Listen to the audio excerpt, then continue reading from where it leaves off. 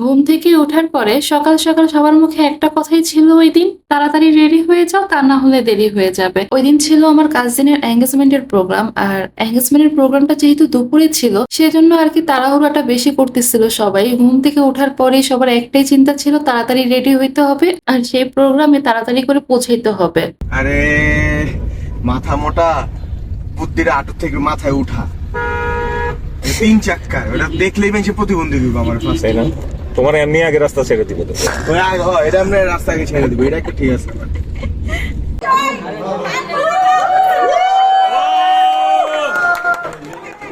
আমরা ওই দিন তাড়াতাড়ি করে প্রোগ্রামে পৌঁছে যাই। কিভাবে পৌঁছাইলাম আল্লাহ মাবুদই জানে। এত তাড়াতাড়ি করে কোনো প্রোগ্রামে আমরা অ্যাটেন্ড করতে পারি না, বাট ওই দিন কিভাবে জানি এটা সম্ভব করে ফেললাম। যাই হোক, এই তো আমরা এসে পড়ছি। ছেলেকে খুব সুন্দর করে বরণ করলো মেয়ের পক্ষরা। যাওয়ার পরেই আমাদেরকে খাবারের জন্য বারবার বসতে বলতেছিল। এরপর আমরা সবাই বসে পড়ি। দেন এই তো খাবার সার্ভ করা হইতেছিল। ওই দিন অনেক কিছু আইটেম করা হয়েছিল। আমার আসলে তেমন কোনো ভিডিও নেওয়া হয়নি খাবারের সময়, যেহেতু হুসামকেও খাওয়ানো লাগে। যে কয়টা আইটেম আমি ভিডিও করতে পারছি ওই কয়টা আইটেম আমি এখানে অ্যাড করছি। 3 রকমের মাছ ছিল। এই মাছের আইটেম টেস্ট করতে গিয়ে গরুর রেজালা, খাসির রেজালা কিছুই আমি টেস্ট করতে পারি নাই, কেন জানি আর খেতে পারতেছিলাম না শেষে। এরপরে একটু জর্দা নিছি, আর এইসব প্রোগ্রামে গেলে কেন জানি আমার জর্দাটা শেষে একটু হইলেও খেতে হবে। বাসায় রান্না করলে কিন্তু জীবনেও আমি জর্দা খাই না। এই তো খাওয়া দাওয়াটা শেষ করলাম। এরপর ফ্রুটস আইটেম ছিল, এইগুলো কিছুই খাওয়া হয় নাই। পেটুসের আবার মিষ্টি খুব পছন্দ, ও খাওয়ার পরেই মিষ্টি 2টা নিয়ে আসছিল, এনে আমার হাতে দিছি। মিষ্টিটা হাতে ছিল দেখে একটু টেস্ট করে দেখছিলাম, মিষ্টিটা অনেক বেশি মিষ্টি ছিল।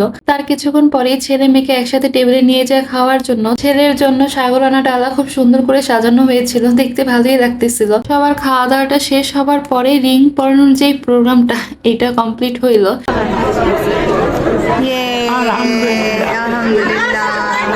এরপর ছেলে মেয়ের দুজনের হাত একসাথে করে কয়েকটা ছবি তোলানো হইলো। মাশাল্লাহ মাশাল্লাহ, ওদের দুজনকে অনেক সুন্দর লাগতেছিল ওই দিন। ওদের দুজনের একজনকেও আজকে আমি আমার ভিডিওতে দেখাবো না, কারণটা হচ্ছে কিছুদিন পরেই ওদের বিয়ের প্রোগ্রাম।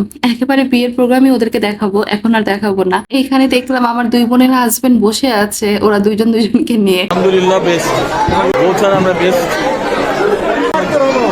ওদেরকে জিজ্ঞেস করলাম তোমাদের বউ ছাড়া কেমন লাগতেছে। ওরাও আমার সাথে একটু মজা নিয়ে নিল, যেহেতু ওই দিন ওদের 2জনের বউ একজনের বউ যায় নাই, তাই আর কি আমার সাথে মজা নিতেছিল। যাই হোক, খাওয়া দাওয়া শেষ করে সব প্রোগ্রাম শেষ করে আমরা বের হয়ে গেছিলাম, আর আমি বের হয়ে চলে গেছিলাম সুলতান ডাইনে। আমরা তো প্রোগ্রামে গিয়ে এত কিছু খাওয়া দাওয়া করলাম, কিন্তু বাসায় আমার ছোট ভাই আর আব্বুকে তো রেখে আসছি, তাদেরকে ছেড়ে খেতেও জানি কেমন লাগতেছিল। তাই আর কি বাসায় যাওয়ার আগে চিন্তা করলাম আব্বু আর আমার ছোট ভাইয়ের জন্য তাদের পছন্দের কিছু খাবার কিনে নিয়ে যাই। আব্বু আবার কাচ্চি খেতে অনেক পছন্দ করে, আমার ছোট ভাইও পছন্দ করে, সেজন্যই আর কি কাচ্চি নিতে চলে আসছিলাম মেরি রোড সুলতান ডাইনে। আব্বুর কাছেও ভালো লাগে সুলতান ডাইনের কাচ্চি। আব্বুকে খাওয়ানোর জন্য যদি কাচ্চির কথা চিন্তা করি তাহলে সরাসরি সুলতান ডাইন থেকেই অর্ডার করি আমরা। ওই দিন যেহেতু বাইরে বের হয়েছে সেজন্য বললাম আমরা গিয়ে কিনে নিয়ে আসি। হুসামের সাথে আমি রিক্সায় বসে একটু রাগ করছিলাম, দেখেন আমার দিকে তাকায় না।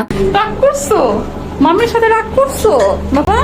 কিভাবে মাথা ঝুলে আমাকে বললো হ্যাঁ সে আমার সাথে রাগ করছে। এরপর আমরা চলে আসি আখের রস খাওয়ার জন্য। অনেক দিন ধরে আমার আখের রস খেতে ইচ্ছা করতেছিল, কিন্তু আমাদের বাসার আশেপাশে তেমন একটা জুস কর্নার দেখি না। তারপরেও যদি জুস কর্নার পাই, ওইখানে গিয়ে আবার দেখি আখের রস পাওয়া যায় না। মানে কি একটা প্যারা। একদিন তো এতই খেতে ইচ্ছে করতেছিল, শেষমেশ গিয়ে আমি ভ্যানের থেকে কিনে খাইছিলাম। আল্লাহ, এরপর থেকে কানে ধরছি আর জীবনেও খাবো না। আখের রস খাওয়ার স্বাদ আমার মিটে গেছে। আখের রসটা খাওয়ার সময় জানি কেমন লাগছিল, ভিতরে যে কি অশান্তি লাগতেছিল। যাই হোক, তাদের এখান থেকে আখের রসটা খেলাম, খেতে ভালোই লাগলো।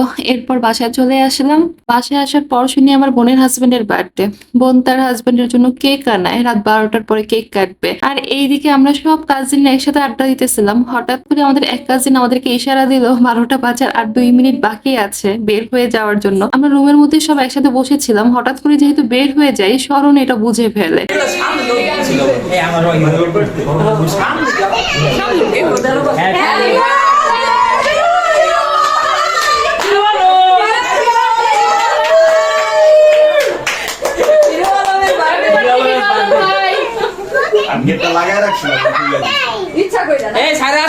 শরণ আমাদেরকে এটাই বলতেছিল, যখন আপনারা সবাই একসাথে বের হয়েছেন তখনই আমি বুঝতে পারছি আপনারা আমার জন্য কেক আনতে গেছেন। ওই দিন সারাটা দিন আমাদের ভালোই কাটছে, বাইরে ঘোরাঘুরি হইলো, খাওয়া দাওয়া হইলো, আবার রাতে এসে কেক কেটে সেলিব্রেট করা হইলো। আজকের ভিডিওটা এই পর্যন্তই। ভালো থাকবেন সবাই, আল্লাহ হাফেজ।